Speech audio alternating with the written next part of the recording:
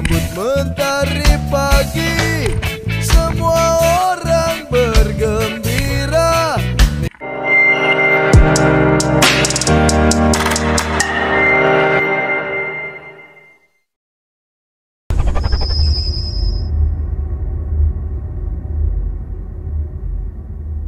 Good morning. So, another adventure na naman ang gagawin natin sa araw na to.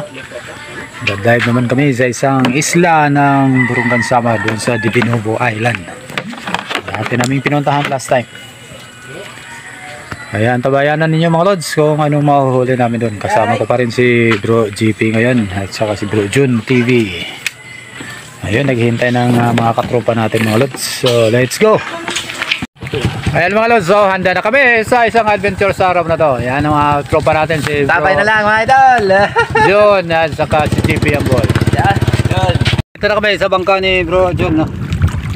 Ang gagamitin namin papunta naman sa isla ng Divinovo. At sa iba pang spots na titirahin namin ngayong araw. Ayan, ayusin muna namin mga gamit namin dito.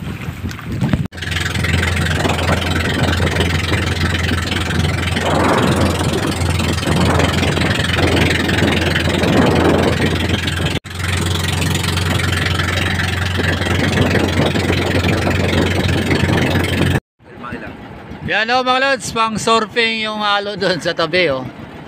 So sa mga mahilig sa surfing dyan, pwede kayong dito. Tibayan na lang ng mukha doon sa mga bato. Ayan o. Ayan mga lods, mauna na tayong sisisid.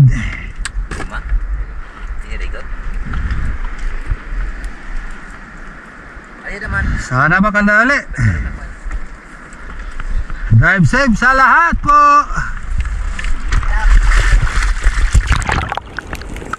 Alright guys, warm up drop na naman tayo at napakalinaw ng spot natin sa araw na to dito sa Divinovo Island ng Eastern Samar, Burungan.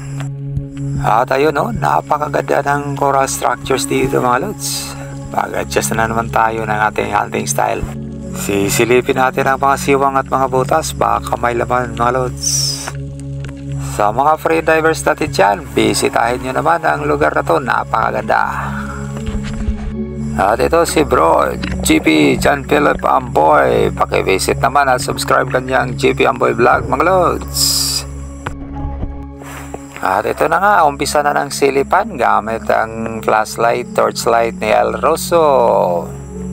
For quality torchlight or dive flashlight, pakikontak na lang ang ating kaibigan sa kanyang Facebook page. At magaling din siya sa repairs mga lods, maasahan sa lahat ng oras.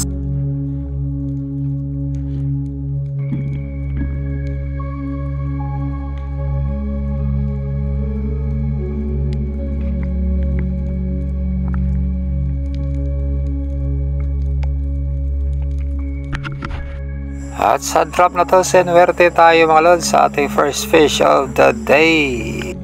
Habang tayo ay bumababa gamit ang fray fall technique, may nakita tayong isang mangrove snapper sa baba. At dahan-dahan natin itong sinundan, pero ito ay papalayo sa atin.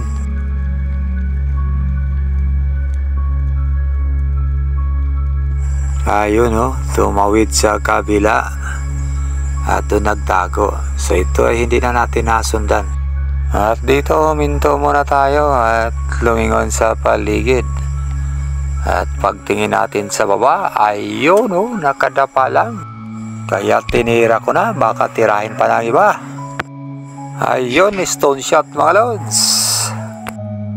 Walang kahirap-hirap ang buhay na to.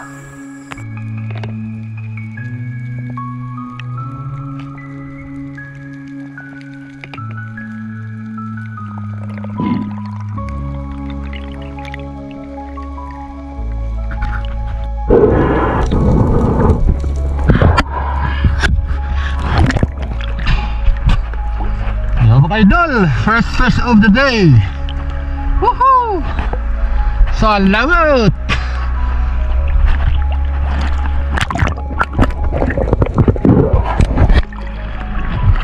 On shot po kalon so. murag buta. Bulang yata mga lods, oh.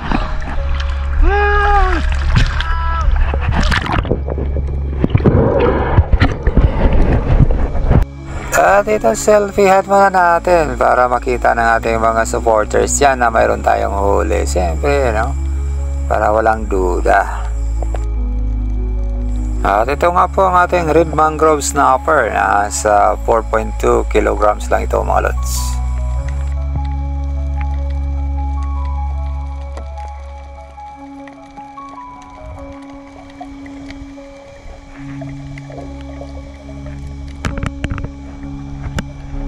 Nakalimutan. Ayan si Idol John mga lods, oh. May huli na ang isang suno. At jite. Yung camera natin.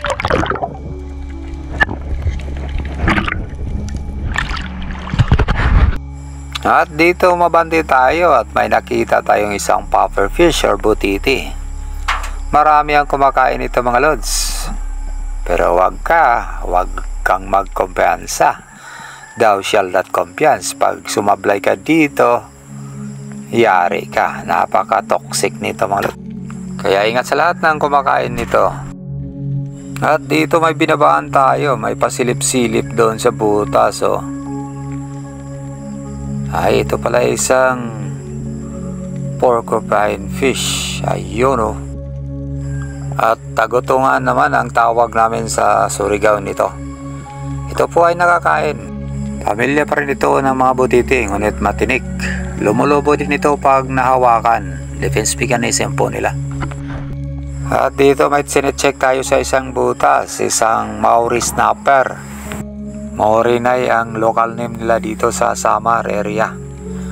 At medyo makulit ang isdang ito. Nakita na natin ito kanina pa ng unang drop natin. At dito pag surface natin, pumunta na tayo sa bangka at nag-relax para sa tanghalian. Ito lang mga lods, ang huli ko sa umaga. First fish of the day. Ano? Ayan. Malit lang. Hunting, liki hunting to mga lods. Liki hunting mode activated. Bulag yata to, tingnan nyo.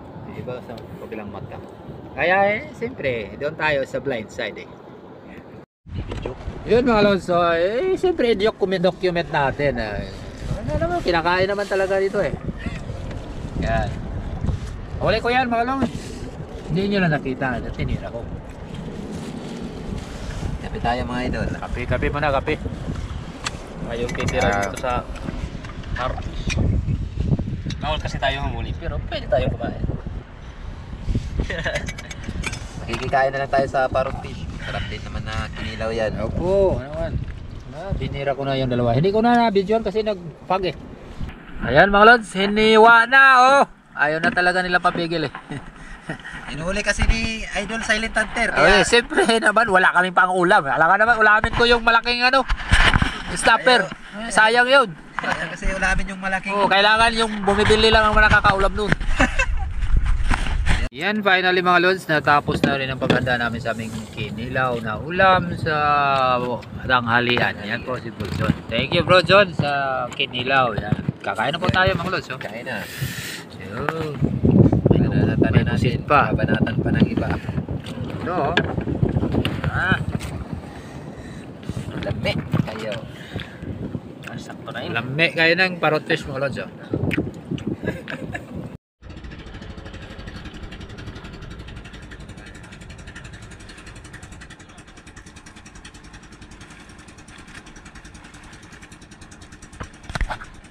Ang binyo ng spot, malakas ang alon doon sa kabila ng Divino. Dito kami ngayon sa Ando. Ito yung spot na nahulihan natin ng King Mac dati.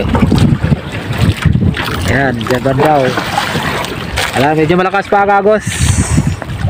Ayan, relax muna ng ilang sandali mga lods. At unang drop pa lang natin dito, may nakita na tayong isang rainbow runner pero layo sa atin. Nag-hand signal tayo pero ayaw talagang lumapit. Makulit ang isdang to. At muli akong bumaba dito sa Leads At dito humawak lang ako sa gilid para hindi mahulog doon sa baba. Medyo malalim din ang wall na to. At dito tayo nagantay baka sakaling may dadaan. At ilang sandali pa may narinig akong parang kalabog. At pagtingin ko sa taas, may nakita tayong isang malaking Maori snapper. Ayun, bilis. Pumunta doon sa may butas. At tingnan natin ito na nakita pa.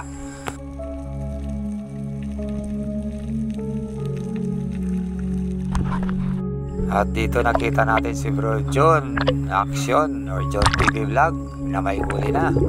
Paki-subscribe naman ang kanyang channel mga lods. At dito bumaba ako para sa aking second fish of the day. Medyo madilim na ang paligid, malabo na oh. Pero nadali pa rin natin. Maliit lang kaya tawag ko dito Puppy Tooth. Ayun oh, stone shot na naman ang ating Puppy Tooth.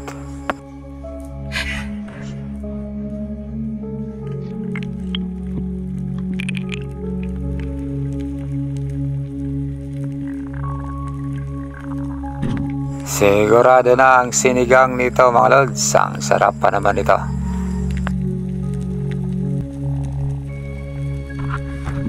At dito muli akong bumaba. Ang dami ng mga maliliit na surgeon fish. Parang mating season nila mga lods oh. Bibilangin ko sana kaya ang sobrang dami nila. Kaya estimate ko na lang nasa 6,969 ito mga lods. Kung malalaki lang sana mga to, kwartang linaw na sana to mga lods. Isa ito sa mga isda na paborito ni Ryan Myers gamit ang Polsper. Harvest niya ito sa kanyang mga videos mga lods. At sa pagabante ko may nakita akong mga surahan na malalaki. Pero hindi na natin ito nakahuli mga lods. Mahilap. Naubos ang hangin ko. Dahil madilim na, so it's uwian time. Ayun oh. Ayan mga lods, champion si Bro Idol John. Thanks God sa biyaya. Salamat. Ayan, salamat sa biyaya. Ayan o, naka-kickback siya. Mayroon pang Emperor Batfish at may coral trout. At may malagnilit na flow. Sa atin naman, may nadagdag na isang piraso. Ang liit, Puppy Tooth. Ano yun, nakita ko yan kanina, nakasalubong. Dalawa sila o. Ay, tinira ko na. Sayang yung mga Maori, ayaw magpakuha. Gaganito, mas malaki pa yata dito eh. Dalawa. Sayang. Let's go outside na. Let's call it today. Thank you. Yan ang po, huli namin. Yan lang talaga ang total na cuts namin mga lods. Oh. Yan to banda kay Bro John. Yan. John TV Vlog. Ito naman sa akin yan, yung snapper at saka Puppy Tooth. Ayan naman kay Bro GP Amboy. Oh, yan. So, yan. Punta na kami sa tabi. Thank you Lord.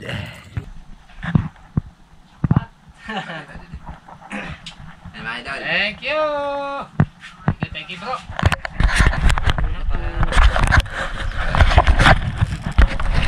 Mga lods, tinula natin yung dugi puppy na nahuli natin. Oh. Yan. So that's it.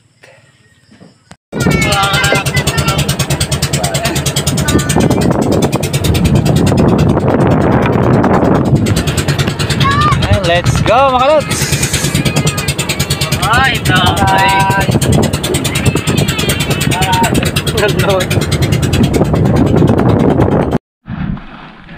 ayan mga lods, dito na kami sa site dito sa Divinovo Island na Samar pa rin. Ayan, kasama natin si Bro John, Idol John, John TV Vlog, si GP Boy. Sana makabawi tayo. Hindi na yung lupa.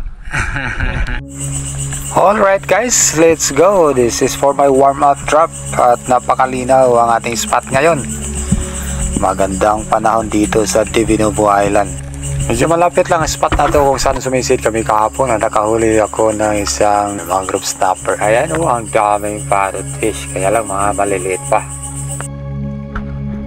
On this drop, isang grupo ng mga surgeon fish ang nakita natin at ito binabaan ko. At tinira yung pinakamalapit sa atin drop shot. Ito mga lods, oh. Yari. Kaya lang na-stuck yung shop natin doon sa ilalim ng isang corals. Kaya ito, iniwan muna natin ang ating pana sa ilalim para makapag-resurface tayo at makapag-relax na rin. Hindi talaga may iwasan na may collateral damage ang ginagawa natin. But iniwasan talaga natin. Pero minsan sasablay talaga tayo. Kaya ito, binabaan natin. Goal natin na dahanin itong bunutin para hindi masira ang corals. At ito, madali lang naman na bunot. Here's my first fish of the day sa surgeon fish, isang labahita. Tawag namin sa amin ito, indangan. Around 1 kilo. O mahigit sa 1 kilo na rito. Muli akong bumaba dito, target ko pa rin ang naturang grupo ng mga surgeon fish. Ang goal ko dito ay makuha yung pinakamalaki sa grupo. Kaya ito, binabaan natin. Nag-iisa lang siya, oh. Ayan, saktong pupunta siya doon sa may buhanginan. At yun po, sapol, bolots. Slow motion muna. Ayun, oh. At dahil hindi sumabit yung shop natin, agad natin nahila ang ating isda. So ito yung pinakamalaki sa grupo. Nasa almost 2 kilos din ito, mga lods. Ayan, oh. Ganda ng patama natin yan.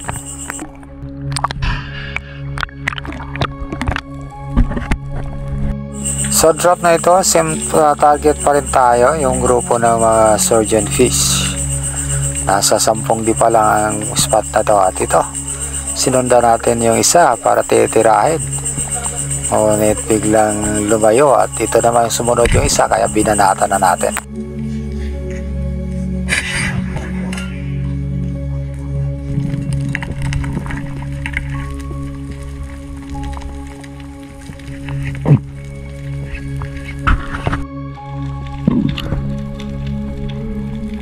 At matapos natin makapag-relax, ito binalikan natin at niretrieve yung ating huli.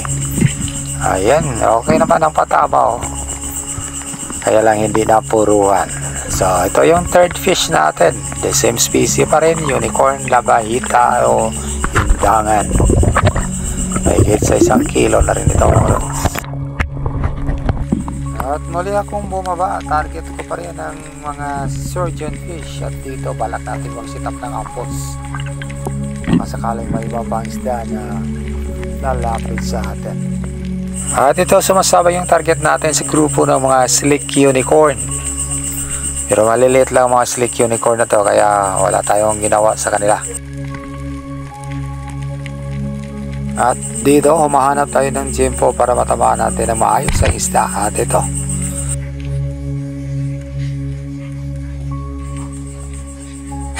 ayun, oh, sample na naman. Pero nahilain natin, ayun, tumama na naman sa bato ang ating shot. Literal na stone shot, mga lods. Kaya dito na roll out na lang tayo.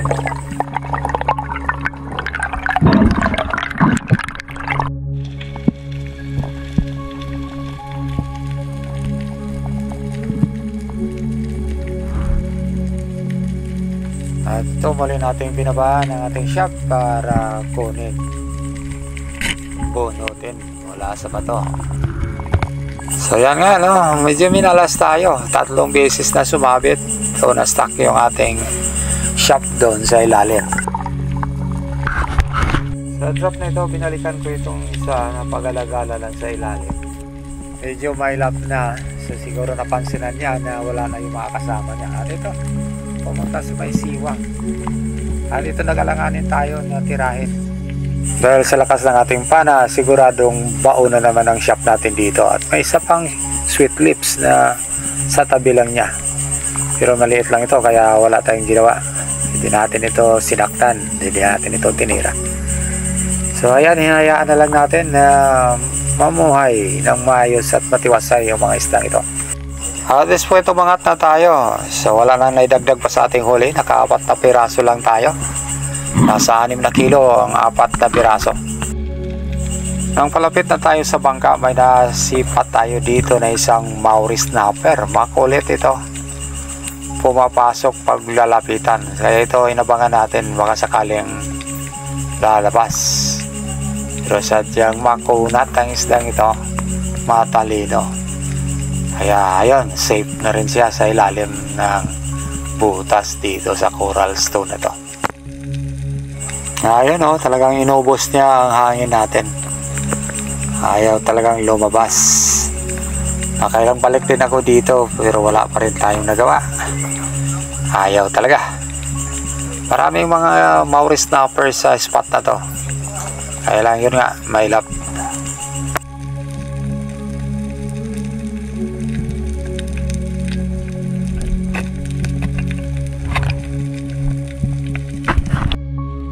At dito lumipat na kami ng spot. Pinalikan namin ang lugar kung saan ako nakahuli ng isang king mac nung nakarang mga araw. At ito maraming mga surgeon fish ang nasa paligid. Siguro mating season nila or spawning season. Dami nila dito mga lods. Ito, nag-enjoy na lang tayo na tingnan at panoorin ang senaryo dito. Napakarami talaga nila. Hindi sila dito hinuhuli. At medyo lumakas na rin ang agos dito at saka maalon pa. Kaya hindi rin kami nagtagal dito sa spot na to.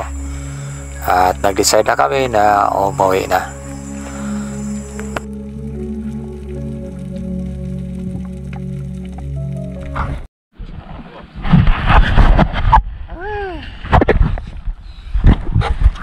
Kanina 2 kilo yun o, pinakamalaki. Ayan, 6 na kilo lahat yan. Thank you. Ngayong gabi mga lods, so di ay atong sinugba nga indangan. Kuha na ako ni gahapon, kaya di man mahalin kayo ni Diring Tapita. Sugba ni Bro GP o. So sawa na to, na ginamos nga ngisi-ngisi ni sili o ay suka ba, may sili nga dagan-dagan o.